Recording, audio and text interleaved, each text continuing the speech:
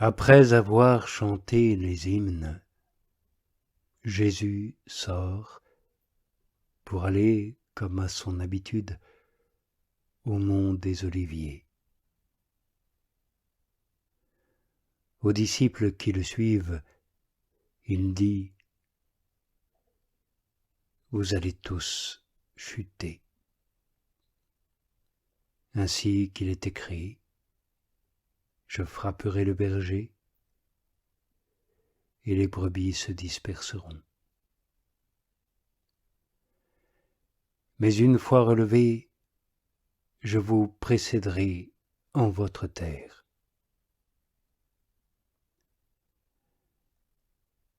Pierre lui dit : « Même si tous chutent, sûrement pas moi. »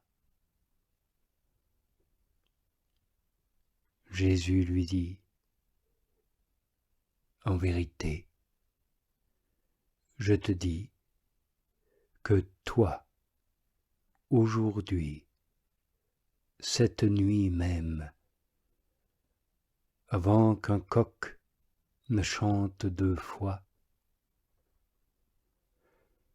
3 fois tu me renieras. » Mais lui d'affirmer de plus belle : « Même s'il me faut mourir avec toi, non, je ne te renierai pas. » Et tous de dire de même.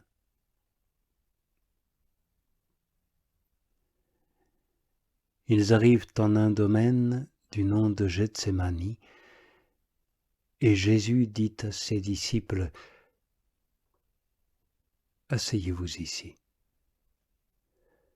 pendant que là-bas, je prierai. » Il prend avec lui Pierre, Jacques et Jean. Il commence à être envahi d'effroi et d'angoisse. Il leur dit : « Mon âme est au comble de la tristesse, à en mourir. Restez ici et veillez. » Il s'avance un peu,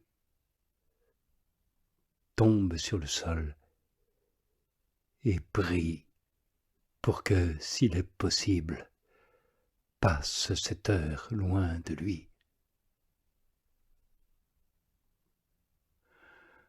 Ô Dieu, sauve-moi. Les eaux m'arrivent à la gorge. Je suis enlisé dans un bourbier sans fond et rien nous prendre pied. Je suis entré dans l'abîme des eaux et le flux me submerge. Je m'épuise à crier. Mon gosier est en feu et mes yeux se consument dans l'attente de mon Dieu. Plus nombreux que les cheveux de ma tête, ceux qui me haïssent sans motif.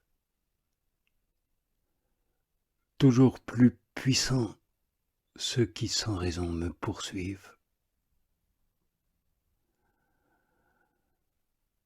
Ô Père,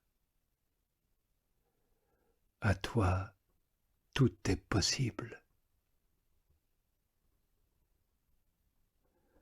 Emporte cette coupe loin de moi.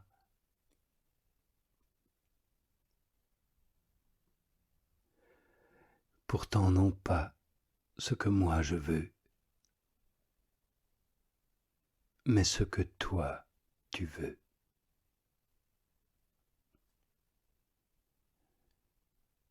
Jésus revient vers ses disciples et les trouve qui dorment. Il dit à Pierre : « Simon, tu dors ? Tu n'as pas eu la force de veiller rien qu'une heure. Veillez et priez afin de ne pas entrer en tentation. L'esprit est ardent, mais la chair est sans force.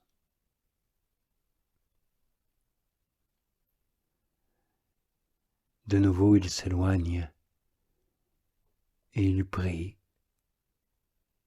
disant la même parole. Et de nouveau il revient, et de nouveau les trouve qui dorment, appesantis que sont leurs yeux. Et ils ne savent que lui répondre. Enfin, pour la troisième fois, il vient et leur dit, « Après tout, dormez et reposez-vous. » C'en est fait. L'heure est venue. Voici que le Fils de l'homme est livré aux mains des pécheurs.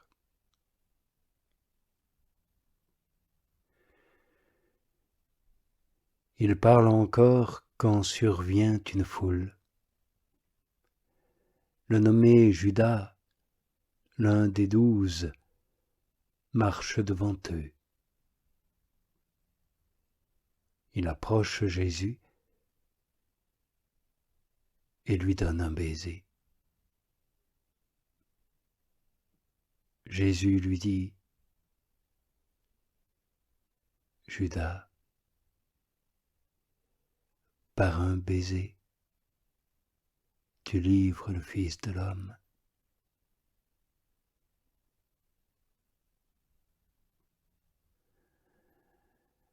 Voyant bien ce qui arriverait, ceux qui entourent Jésus lui disent, « Seigneur, frapperons-nous de l'épée ?»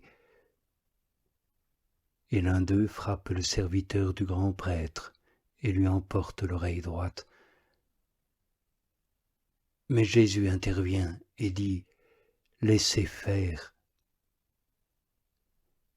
même ceci. » Il touche le bout d'oreille et le rétablit. Alors à tous ceux qui surviennent contre lui, grands prêtres, officiers du temple, anciens, il dit, comme pour un brigand, vous êtes sortis avec épée et gourdin. Chaque jour j'étais avec vous dans le temple, et vous n'étendiez pas les mains sur moi, mais c'est votre heure et le pouvoir de la ténèbre. Ils le saisissent et l'emmènent pour le conduire dans la maison du grand prêtre.